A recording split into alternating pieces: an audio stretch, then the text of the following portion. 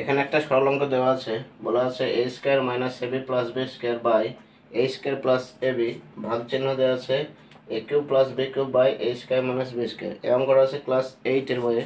তো কীভাবে সমাধান করছি দেখো, খুব সহজ অঙ্কটা।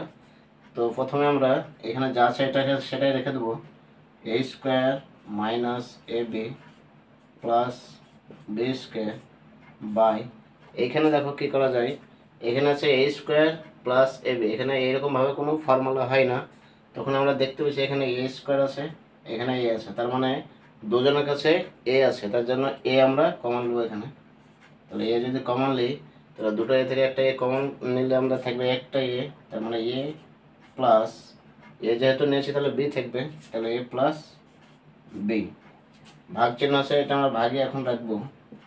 আর এখানে a cube plus b cube, এটাকে আমরা কী করবো, a কিউব প্লাস b কিউবের উৎপাদকের ফর্মুলা ভাঙবো, আর a স্কয়ার মানে b স্কয়ারের এটাও ফর্মুলা করবো। তাহলে a কিউব প্লাস b কিউবের উৎপাদকের ফর্মুলা হচ্ছে a plus b into a square minus ab plus b square by, এটা a স্কয়ার মাইনাস b স্কয়ারের ফর্মুলা আছে আমরা সবাই জানি, a square minus b square formula হচ্ছে a plus b into a minus b। এবার আমরা জাস্ট এটাকে গুণ করে উল্টে দেবো, এখানে গুণ চিহ্ন দেবো, যে এটা উল্টে যাবে, আমরা এটা সবাই জানি।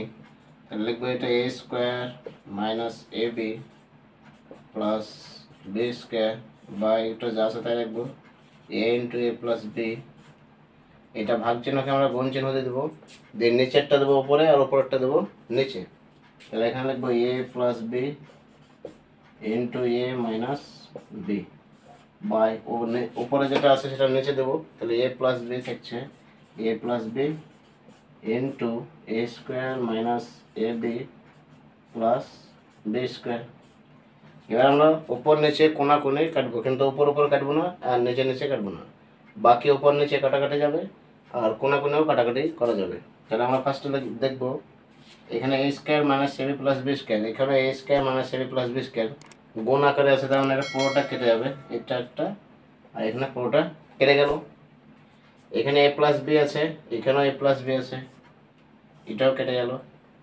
তারপরে এখানে কি থাকছে দেখো, উপরে থাকছে a মাইনাস বি আর নিচে থাকছে a into a plus B. তাহলে আমরা আর কিছু কাটছে না, a মাইনাস বি উপরে আছে নিচে কোথাও নেই, তাহলে কাটবে না। এখানে a প্লাস বি আছে উপরে কোথাও নেই, মানে সেটাও কাটবে না, a আছে এটাও কাটবে না।